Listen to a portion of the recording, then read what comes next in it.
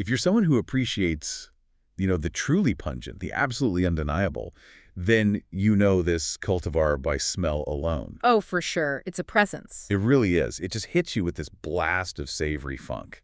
A mix of intense fuel, something sharp and garlicky, maybe a little onion in there. It's loud. It's heavy. And it's arguably the single most important genetic discovery of the last decade, especially for the modern extraction market.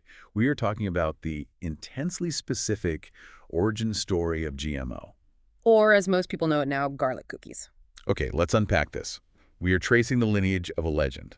And this is a story about a global benchmark that wasn't, engineered in some corporate lab. No massive marketing budget here. It grew from a single seed pack found by one cultivator on a niche online forum. We're going from a small seed drop in Spain to a cut that basically redefined industry expectations worldwide. And that transformation is the mission of this deep dive for you. We want you to understand not just the timeline, but the specific technical reasons this one plant, achieved celebrity status. It's the ultimate case study of technical excellence just forcing its way to the top.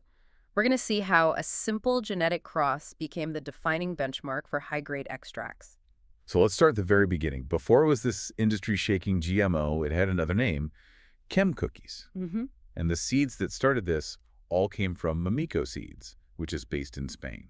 And on paper, the pedigree was solid, but not, revolutionary. It was a cross of Chem D. Which is all fuel and funks. Pure fuel. And the celebrated GSC Forum cut, which is known more for its structure and density.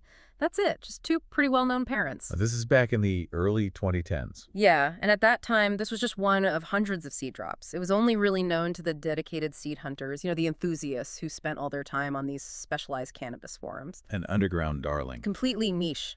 So if the genetics were so straightforward, why didn't every ChemD cross achieve this kind of status? Why did this specific pairing stand out so violently? That is the critical question. I mean, the ChemD ancestry guarantees that notorious fuel, that unforgettable chem bite, that sort of harsh, acrid, super intense sharpness. You know it when you smell it. You absolutely do.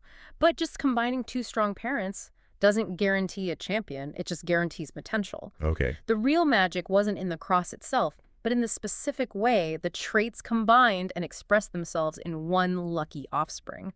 And this is the core of the pheno hunt. The search. The dedicated search through dozens, sometimes hundreds, of seeds from a single cross, looking for that one single plant, the pheno, that expresses all the best traits in a unique way. It's literally winning the genetic lottery. Exactly. And winning that lottery brings us to the pivotal year, 2013. This is when the finder enters the story. We need to introduce the cultivator known online as Skunkmasterflex, or just SMF.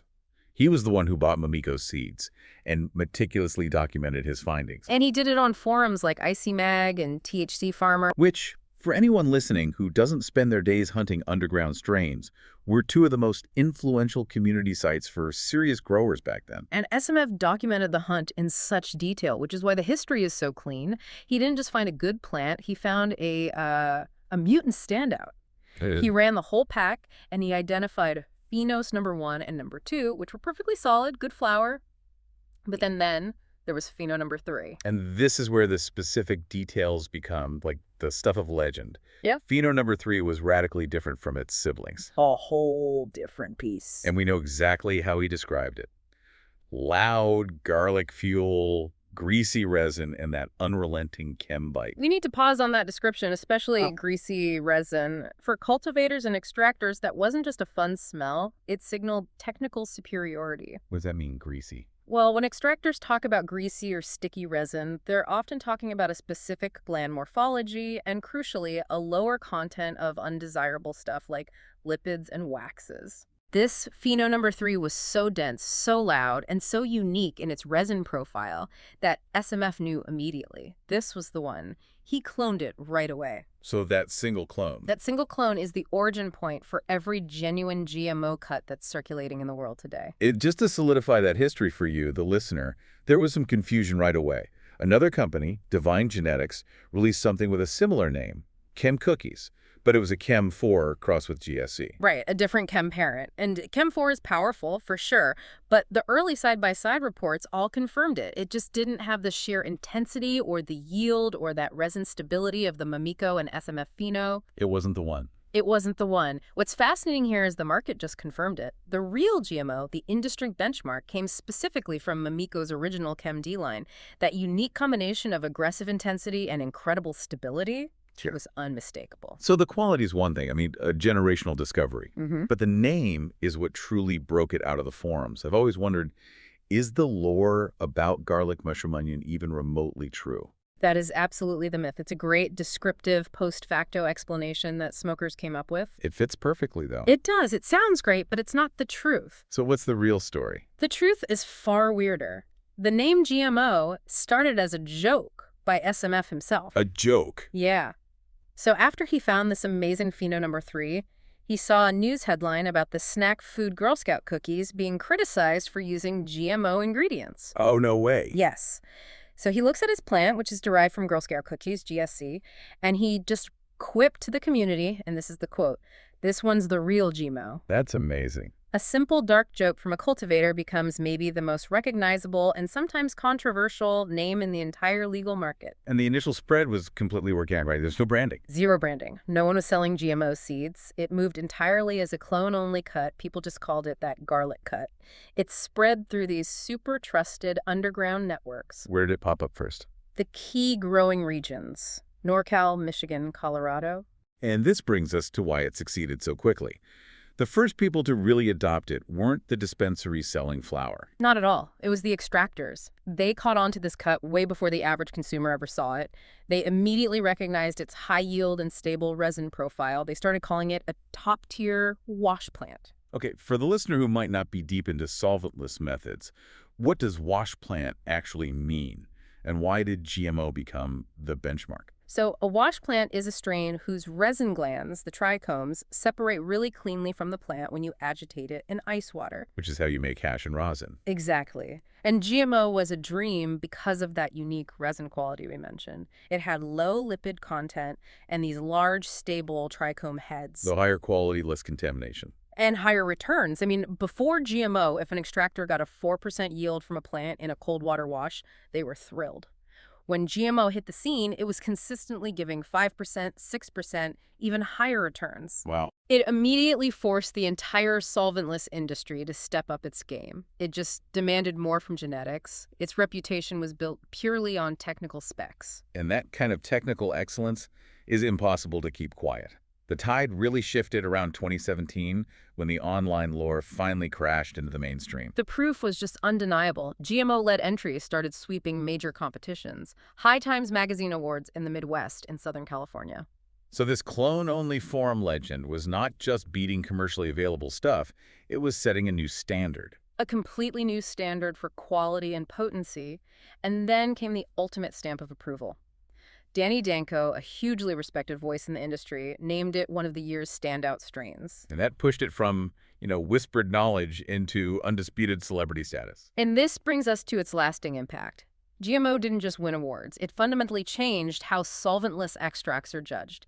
It became the solventless benchmark. So if a new strain hits the market now, extractors measure its yield and its terpene stability against what GMO consistently delivered. It's the gold standard. But the name, the joke that made it famous, became a huge liability once it hit the general consumer market. Precisely. Once it started appearing on dispensary menus, the name GMO, which of course stands for genetically modified organism, started scaring off consumers. People associated with, industrial food processes. Exactly. Things that had nothing to do with this plant's heritage.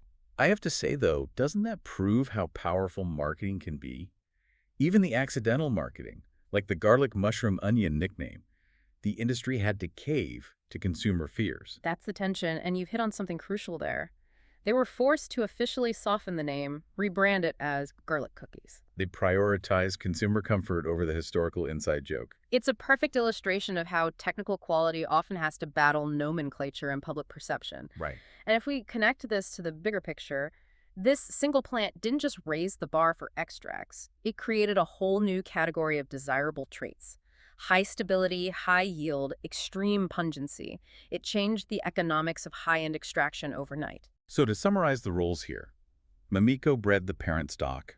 Skunkmasterflex found the one singular, exceptional clone. And the culture of extractors and dedicated growers recognized its superiority and just lifted it to global fame. A single 2013 pheno hunt had this massive, enduring ripple effect. And the legacy continues because breeders understood what a unique asset they had. They immediately started working to preserve this genetic gold. Who are the key players in that? Ripper Seeds in Spain, for instance, they were key in preserving and sharing the clone itself. Mamiko Seeds even went back and did strategic back crosses into fresh Chem Cookies stock to further stabilize those unique pheno number 3 characteristics. And now this cut is a crucial part of the modern genetic foundation. It's the parent of so many popular strains you see on menus today. For sure. That global family tree is constantly expanding, which is a testament to the original cut's stability and potency. What are some of the big ones? Key offspring that owe their genetics and that unique funk directly to that original pheno. You're talking about powerhouse strains like Fatso, Donny Burger, and OMG. The discovery just keeps on giving. So what does this all mean? The story of GMO, or garlic cookies, is just a profound reminder that even in today's, consolidated venture capital-dominated landscape, a single unique discovery, a truly exceptional plant found by one dedicated person, can still redefine an entire category. It really proves the enduring power of a sharp eye, a dedicated pheno hunt, and recognizing technical superiority over just, relying on massive marketing budgets. And this story really highlights that fascinating conflict between consumer perception and technical excellence. The market feared the GMO name, suggesting manipulation, while the true experts revered the plant for its incredible, stable, and purely natural genetic expression. It's a real paradox. It is, and we encourage you, the listener, to consider how often nomenclature or branding might obscure the actual quality or origin of a product you consume. Next time you see a hot new strain on a menu, look it up. See how frequently those successful genetics are actually clones passed through silent, underground networks, proven by technical merit long before they ever get any corporate visibility. The best stuff often starts small and underground,